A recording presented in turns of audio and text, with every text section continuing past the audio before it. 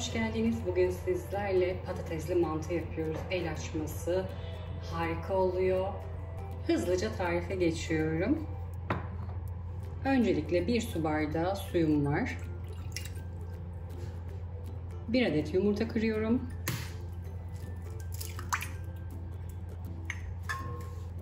Silme 1 tatlı kaşığı tuz ekliyorum. İlk olarak 2 su bardağı un ekliyorum.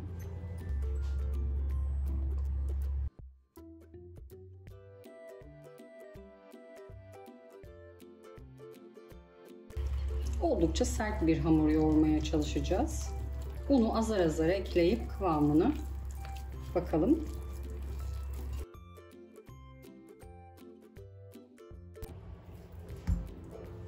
Kasede hamuru yoğurmak sizi zorlar. Tezgahta mutlaka yoğurun hamuru.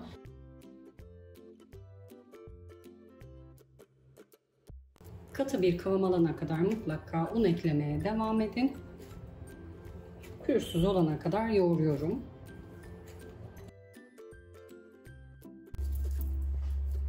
Hamuru 2 eşit parçaya bölüyorum.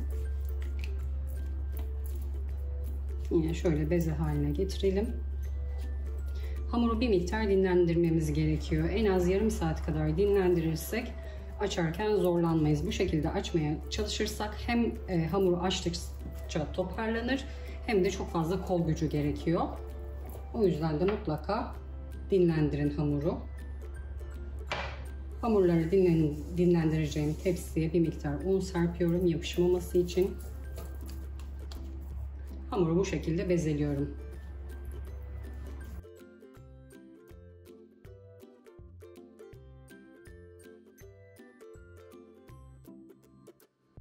Hamurlar kurumasın diye buzdolabı poşetine alıyorum.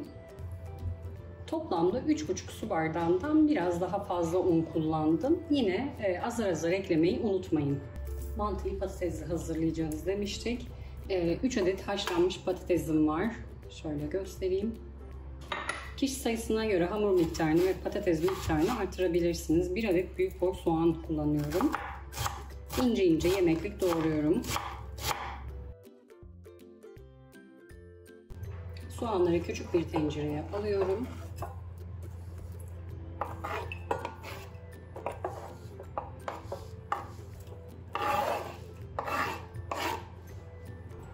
Soğanların üzerine çok az 1-2 yemek kaşığı kadar zeytinyağı ekliyorum. Çok yağlı olursa hamuru kapatmakta zorlanırız. O yüzden de çok yağ eklemiyoruz. Zaten üzerine tereyağı ekleyeceğimiz için lezzetini oradan yakalayacağız. 1 çay kaşığı da tuz ekliyorum. Soğanları kısık ateşte kavuruyorum. Kavrulan soğanın üzerine yarım tatlı kaşığı kırmızı toz biber ekliyorum. 1 çay kaşığı da karabiber ekliyorum. Acı severler pul biber de ekleyebilirler. Ocakta 1 dakika daha kavurup soğumaya alıyorum. Haşlamış olduğum patatesleri de isterseniz rendeleyebilirsiniz, isterseniz benim yapacağım gibi çatalla ezebilirsiniz.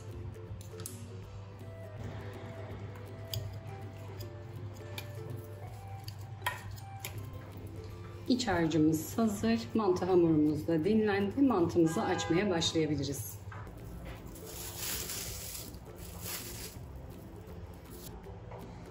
Tezgaha bir miktar un serpiyorum. Yapıştıkça yine az az unlayabiliriz. Çok fazla un serpmeyelim.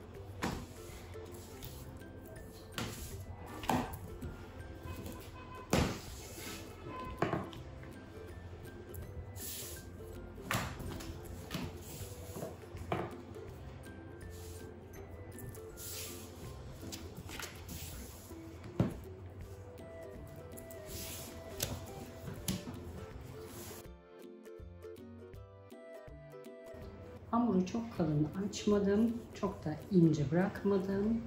Bu şekilde.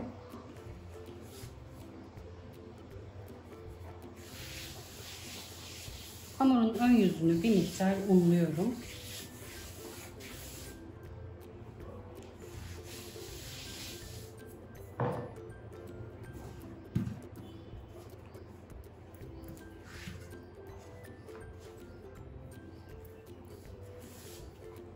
Oklavaya sarıyorum. İstediğim büyüklükte şeritler elde ediyorum. Böyle üst üste katlıyorum.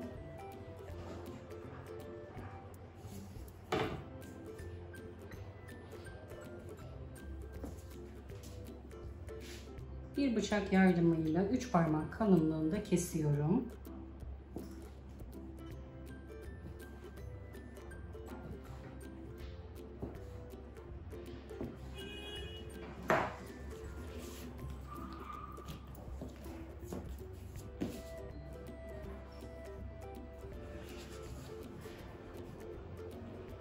Orta şeritten açmaya başlıyorum şeritleri. Bir miktar un serpiyorum ki birbirine yapışma olmasın.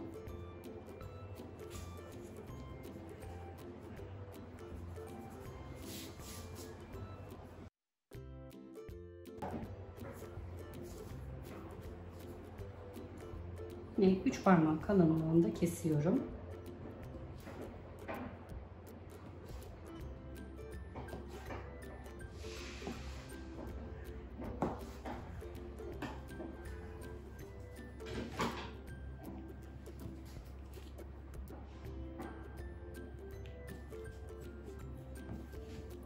Bu şekilde kare hamurlar elde ettik.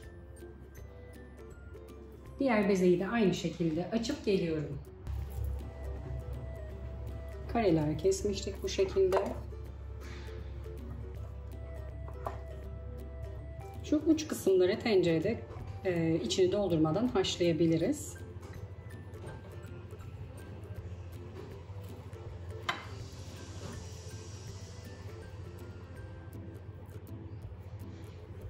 Bir miktar patates harcından alıp bu şekilde üçgen kapatıyorum.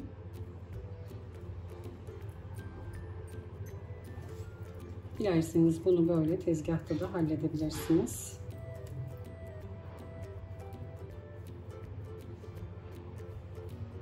Bu şekilde büyük büyük mantılar elde ediyorum. Dilerseniz siz bir miktar daha küçük yapabilirsiniz ama bu şekilde büyük büyük hem içine daha fazla patates harcalıyor hem de çok vaktinizi almıyor katlarken.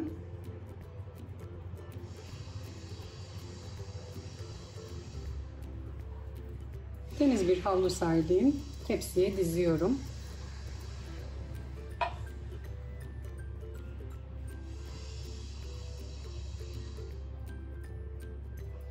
Tüm yufkaları açıp kestiyseniz mutlaka kestiğiniz yufkaların üzerine mutfak havlusu serin.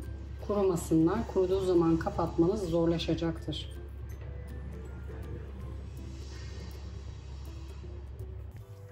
İlk yufkadan bu kadar mantı çıkıyor. İkinci yufkadan da bir tepsi, toplamda 2-3 kişilik mantı çıkıyor.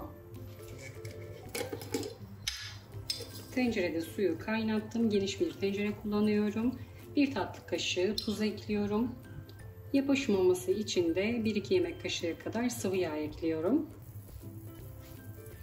Kaynayan suyun içine mantıları atıyorum. Mantılar kaynadıktan sonra yüzeye çıkmaya başladığı zaman pişmiş demektir. Hazır mantılar gibi böyle 8-10 dakika kaynatmanıza gerek yok. Çok hamurlaşır. Bir yandan da tereyağımı koydum. Hafif bir renk almasını istiyorum. Mantılar kısa sürede haşlandı. Bir kevgir yardımıyla servis tabağına alıyorum.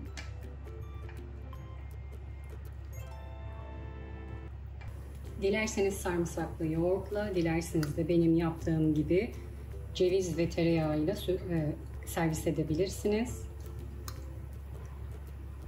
Bu şekilde çok lezzetli oluyor. Tereyağını hafif yaktım.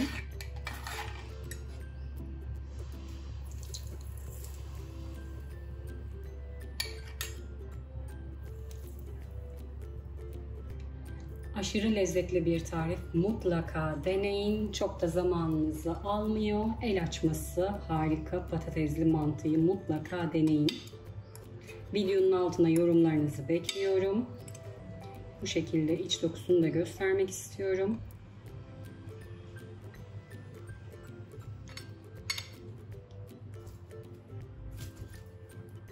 Evde siz de kolaylıkla mantı hazırlayabilirsiniz. Aşamaları mutlaka doğru şekilde yaptığınızdan emin olun. Verdiğim püf noktalarına mutlaka dikkat edin. Bir tarifimin daha sonuna geldim. Tüm aşamaları birlikte yaptık. Aklınıza takılan sorular olursa yorum kısmında sorularınızı bekliyorum. Gördüğüm an size dönüş sağlıyorum. Kanalıma abone değilseniz abone olmayı, sevdiklerinizle paylaşmayı, bir sonraki videomdan haberdar olmak için bildirim zilini açmayı unutmayın lütfen. Yepyeni tariflerde görüşmek üzere. Herkese afiyet olsun.